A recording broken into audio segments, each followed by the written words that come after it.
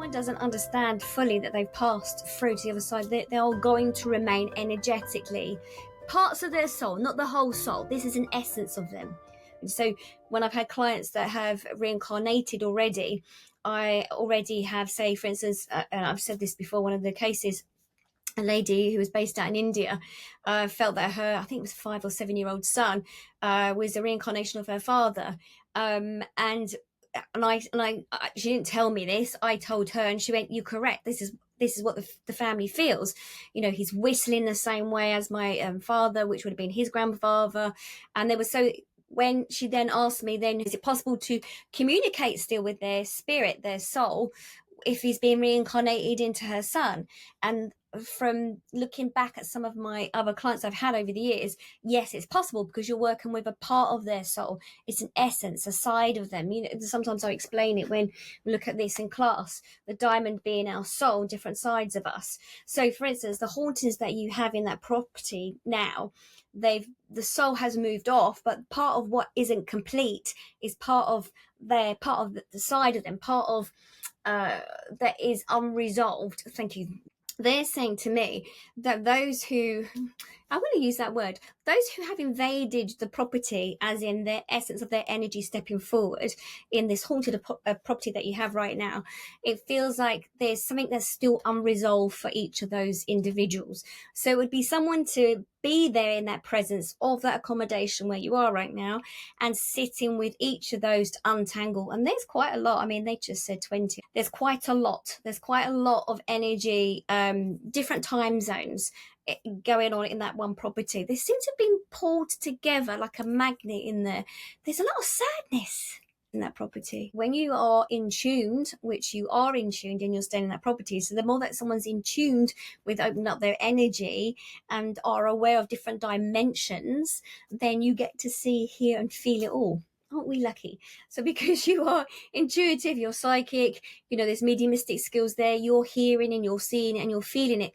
Because, thank you, if we think that each of us vibrate a frequency we send out. So imagine if you're staying in a haunted accommodation, you know, you've got spirits there going, oh, they can resolve this issue for me. They can help me. She can hear me. She can see me.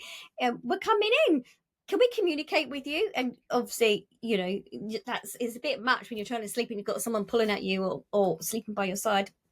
That may be physical, not in this realm, but they're intrigued by you. They know that, you know, you can hear them, feel them and see them. What I am picking up is that there is a heavy sadness, and like, as you said, there's loads of trauma there. So what happens is you're sensing, you're picking up.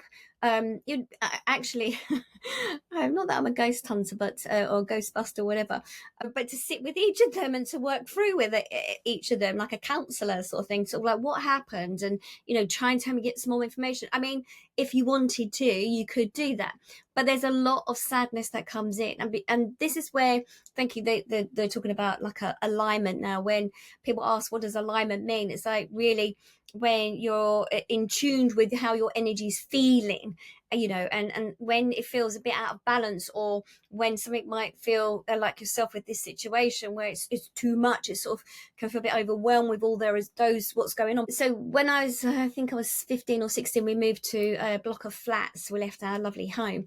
I was really down in myself at that particular time.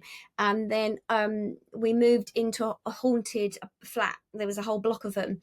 And literally there were things being thrown at me and I'm not saying that's going to happen to you, but they are attracted to energy. So one, they'll be attracted to your energy because of you're psychic, you're intuitive, you're open to all this. And so you're hearing it and seeing it and they get more of your attention. And two, for somebody who wouldn't be psychic, but maybe who is depressed or feeling very down on themselves, there is like the entity of this, like the energy of the sadness, which can feel overwhelming. So, you know, sometimes if we're out and about, or we walk into a room or go to a building, we might pick up on something, you know, the sadness normally in the trauma that can be carried in the energy field. It's a bit like being a radio and literally picking up on radio frequencies. We can't see them, but it's like energy all over the place that's coming in. You're receiving it, you're picking it up. You're doing a great job of receiving it. what I personally, what I've had when I've had people come to me with attachments, I ask for my guides to call in someone from the other side that's already passed over. There's a relative connection that loves them and wants to take them over to the other side, that part, that energy of them, and that works. So you can do that. You could work with the energy of like more angels, but ask them to take them, to move them on now.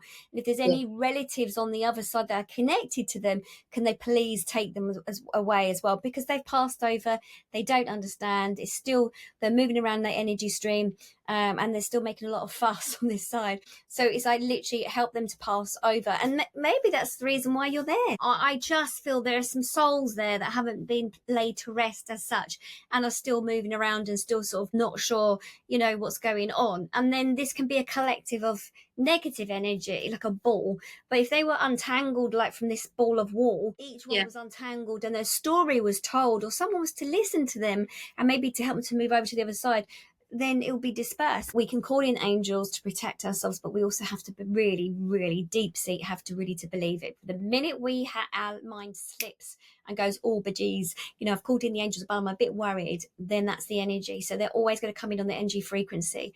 So anyone, even like with me with the poltergeist when I was 15, 16, I was really down. I was very depressed. And I've known this with some other clients. The energy stream is a certain frequency, as in a bandwidth, as if you're like a radio listening to certain information.